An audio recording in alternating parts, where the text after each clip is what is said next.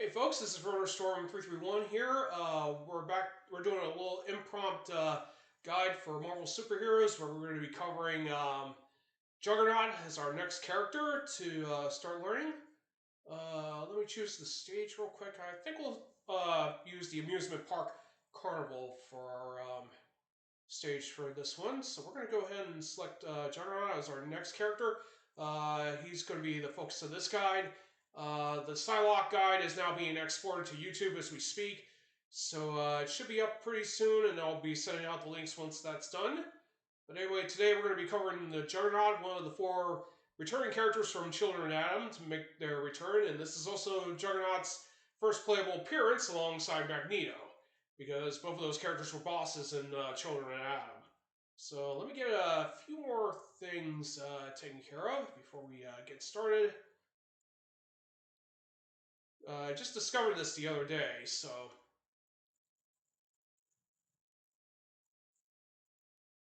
this actually affects both players. This also displays all this stuff as well. Anyway, let's go ahead and get started with the guide.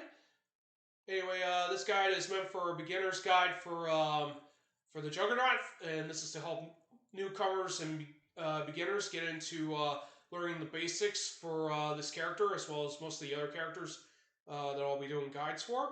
Hopefully this will help people get interested in this game in the long haul. So anyway, let's go ahead and get started with the Juggernaut. So for anyone who's read comics, the Juggernaut is usually a villain that's the X-Men usually do battle against. He is not a mutant, despite some might think he is. He actually received his powers from the Cryot gem. Hoping I said that correctly. And basically, this gives him his massive size and strength. So he becomes anyone that becomes the Juggernaut essentially becomes the avatar of Karok, to be honest. So he gains near invincibility to physical injuries and becomes insanely strong. The only weakness, however, is that he becomes vulnerable to psychic abilities, like those from Professor X and Jean Grey, among others. So he has to wear that dome helmet that he has over his head to keep him safe from psychic attacks and whatnot. Of course, that's not a big deal here, even though Psylocke's in this game. She can still injure him, but she won't be able to mind control him or anything like that. But anyway, a little background about the Juggernaut. He is the half-brother of Professor Xavier, K. Marco. And I think it was during the Korean War, he found the Cryot gem and he became the Juggernaut. He's been, throughout most of the years, seeking revenge on his half-brother, Charles Xavier. And of course, this has led him to numerous battles with the X-Men. Starting in the 2000s, he actually became a temporary member of the X-Men for a brief time before he went back to going back to being a villain. He also became an X-Men again during the Age of Kuroka series, which Marvel was heavily promoting more recently. And of course, he's currently on the current X-Men team led by Cyclops. So K. Marco's had a pretty interesting history as both villain and an X-Men, actually. But anyway, Juggernaut is pretty much your strong type character, very slow for the most part. Well, he has pretty good walk speed and overall. All that, but he's meant to do high amounts of damage. Just about all of his normals do pretty high damage. Of course, some of them are not very good, as you'll see here, and he has some pretty powerful specials too. Now, in my opinion, Juggernaut in the Marvel vs. Capcom series, in my opinion, in this game, he is arguably, without the shadow of a doubt, the strongest Juggernaut, as he can literally change most of his specials into normals into specials, like you see right here. And basically in later installments like X-Men vs. Street Fighter and probably Marvel vs. Capcom 2, they took away his ability to chain most of his hits. Like, he can do this most of the time and get some pretty good high damage. Despite his huge size, he has very good anti-air norms for aerial combat and everything. And he also has super armor temporarily. You can take up to about at least anywhere between 3 to 4 light hits before he gets stunned. Of course, heavy and specials can still hit him pretty hard. There is some cases where some specials will not stun him in general. Of course, he is a very big target for combos and against other opponents, but those who've mastered the Juggernaut will take full advantage of making full use of his power and his near invulnerability. So, of course, the gem as you see right here is a space gem. This is a special, in which when he activates, he gains super armor like this, and takes less damage and hardly any stun at all. So, whenever you get the space gem with the Juggernaut, you always want to use it immediately and everything, but you can definitely improve his speed with Time Gem, get more power with Power Gem and whatnot, like most of the characters.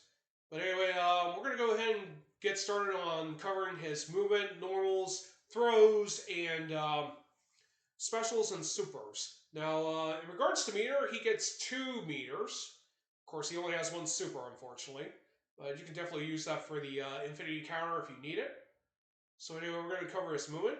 Now, Juggernaut has some pretty decent movement, despite not being a huge character.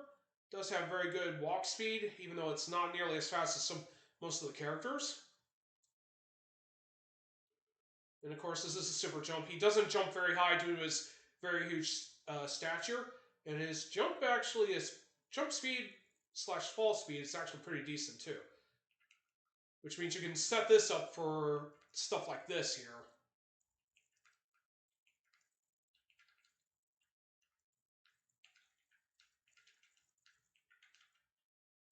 So basically, when you're using Juggernaut, you're going to be basically using the super jump to counter anyone trying to super jump their way up here.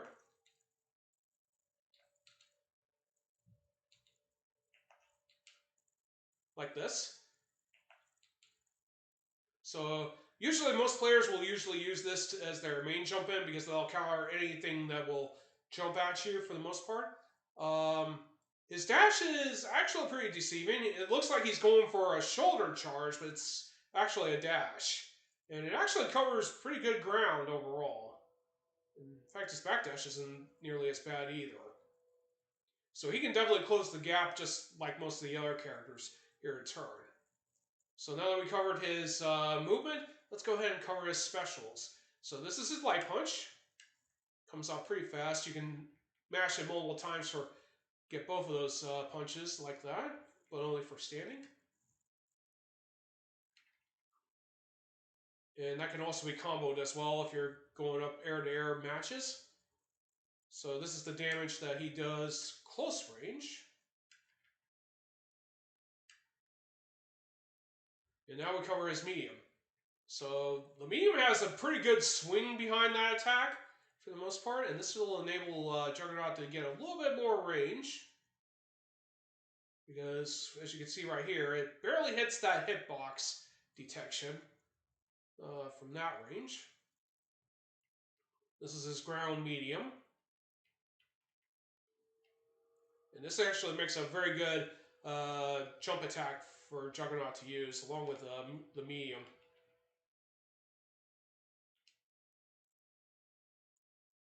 So let's go over this again. This time we use the crouching medium when done close, deals up to anywhere between 2 to 3 hits.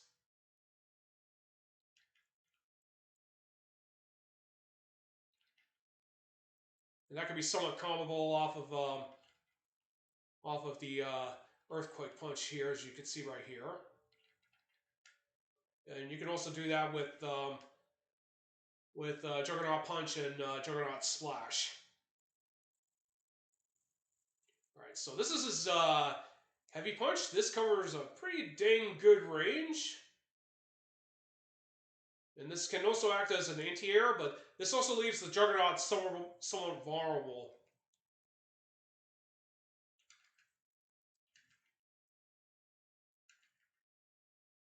It is very hard to combo that into a Juggernaut Punch, but in general.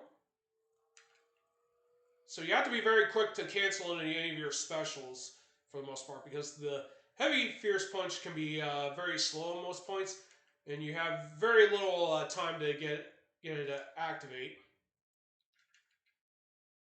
But it can be comboed into either the Earthquake Punch or the Juggernaut Punch if you so wish. So this is his crouching heavy, and this is basically his launcher. Fortunately, you have to be very careful when going for that because you might trigger the Earthquake Punch by mistake. But technically, when your opponent gets launched, you can basically chase after him for an air combo. And of course, Juggernaut's jumping heavy. This allows him to basically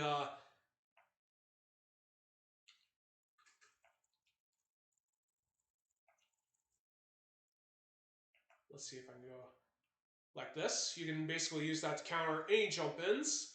And this actually has pretty darn good range overall. It's mostly used to counter jump-ins, but you can also combo it into your any of your light to stronger attacks. I think Juggernaut has basically anything light to strong for ground combos, and he can basically go for, and it also probably works on his air combo series too. Now, Juggernaut does have a unique command with his heavy punch, which is forward punch. And that could be comboed right off of into Juggernaut Splash, or even Earthquake Punch, or even right into the Juggernaut Head Crush, as you see right here. Alright, so that covers his punches. Now we're going to go ahead and cover the kicks. Alright, let's move Juggernaut out of the way so we don't attack him by mistake. So this is his light kick. This is actually a very decent poke, and it's actually pretty useful to set up Earthquake Punches, or go right into Juggernaut Punches, or even right into going off into a Splash. So overall, that's actually a pretty darn good move. And that could even be chained right off into a Juggernaut Head Crush as well. This is an aerial light kick, and that's actually pretty good because you can actually chain that into his more stronger hits, like his light to medium kick, light to heavy punch, light to medium punch. And that can even be chained right off into the heavy kick as well. And this is his crouching light. And that can be chained right off into medium kick here. So anyway, that covers the light kicks. Now let's go over his medium kicks. So this is his standing medium kick. Basically all he does is do a stomp. That can also be done on any opponent that's OTG. Medium kick crouching is basically a sweep, which you'll see right here. This is the damage for standing medium. And this is his jumping medium, which has actually got pretty good range, just like his light kick. But it is pretty easy to miss on your way down, though. Alright, so now we're going to cover his heavy kick. Now, he did not have a heavy kick in Children of Adam, but here in this game he does.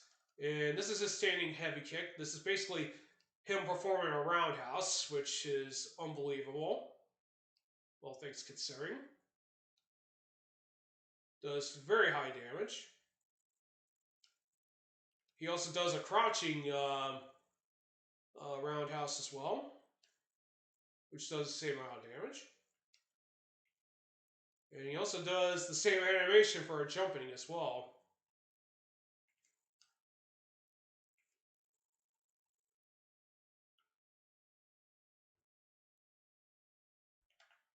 And that could be the standing one can also be, and crouching ones can also be chained in an earthquake punch, pretty much right there.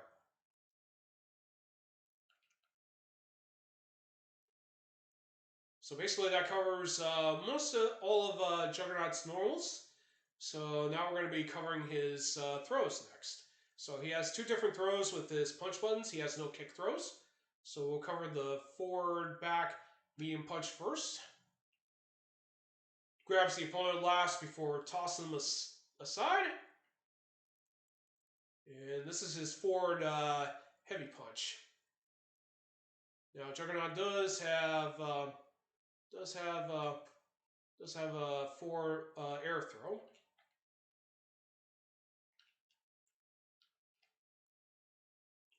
If I can get that to work, that is. Yeah, so you have to, when your opponent's in the air, you gotta get them with either the medium or heavy punch. So.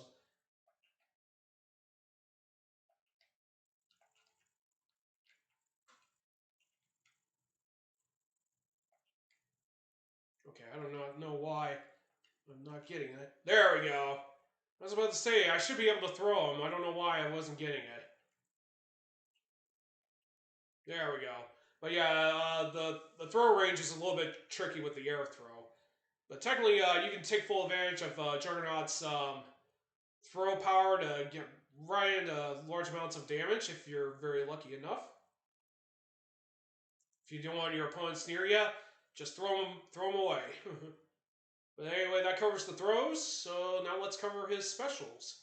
So we're going to get this one out of the way since we got an object right here, and that's Super Lift. Super Lift is basically, when you're playing as Juggernaut, you'll notice objects hanging out in the background like this. This is items that he can pick up.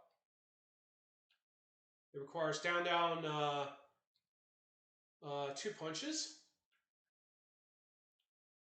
And this means he can basically throw it. So I think you can throw, the trajectory is basically based on whatever strength punch you have. There's only 1 per stage, so once you use it, you won't get it back again. But technically, this is actually not really useful move in general. I don't know if you can pick up opponents.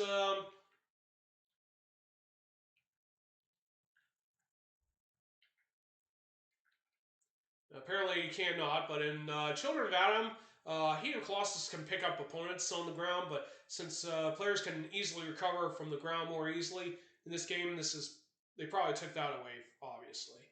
Now we're going to cover his more common super specials that we're going to be seeing, and the first one we're going to be covering is Earthquake Punch. So Earthquake Punch basically allows him to generate a crouching medium, but adds Earthquake to the effect. This basically allows him to do this.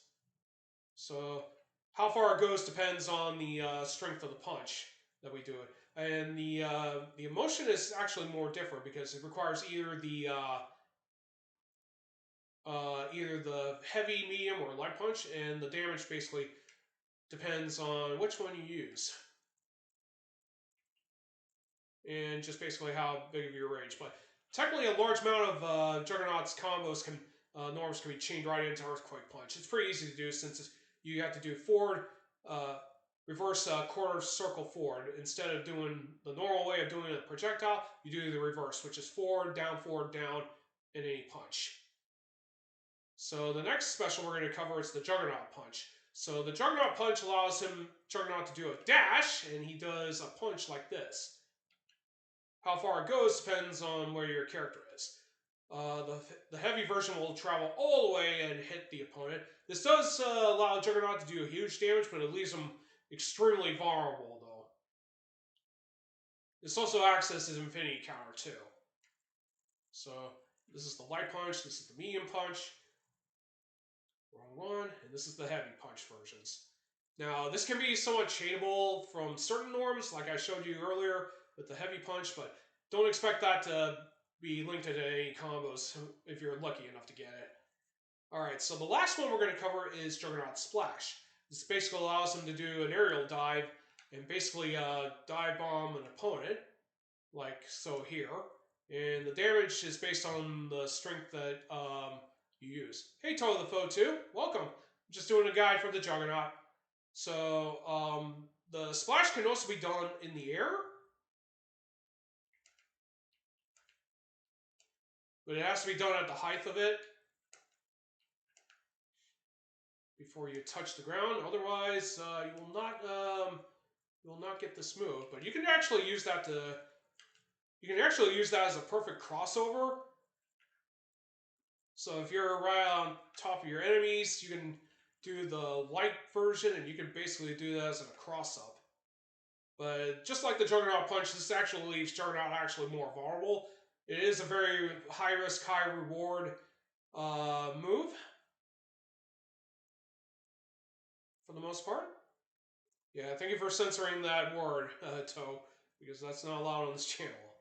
Alright, so that covers the all of Juggernaut's specials. Now we're going to cover his only super move, being the Juggernaut Head Crush. And this basically allows him to deal up to 7 to 8 hits, depending.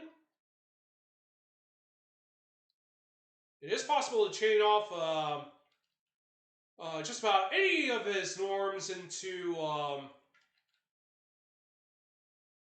this. And it is possible to get a second one off. I'm going to try to get that in if I can.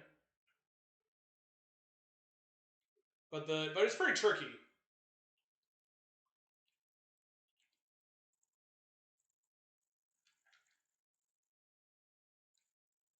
But technically, it is possible to do. It is possible to do 2 Juggernaut Head Crushes in a row if you have a full meter. Come on.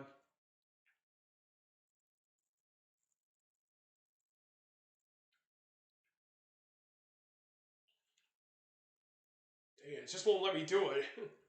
I know it can be done.